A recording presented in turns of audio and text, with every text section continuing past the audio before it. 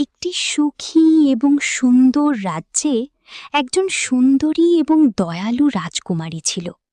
অন্যদিকে সেই রাজ্যের গভীর জঙ্গলে থাকত ডাইনি মারডায়া। মারডায়া কারও সুখ দেখতে পারত না, তাই সে রাজ্যে জাদু করে। তারপর সেই প্রাসাদ কালো হয়ে যায় এবং রাজ্যের সকল মানুষ দুঃখী হয়ে পড়ে।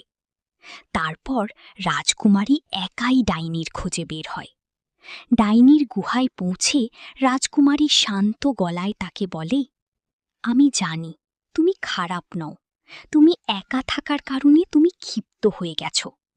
তার কথা শুনি ডাইনির রাগ মাটি হয়ে যায় এবং ডাইনি মারডায়া তাকে কথা দেয় রাজ্যের সকল জাদু ভেঙে ফেলবে এবং সে এখন থেকে রাজ্যের রক্ষক হয়ে থাকবে।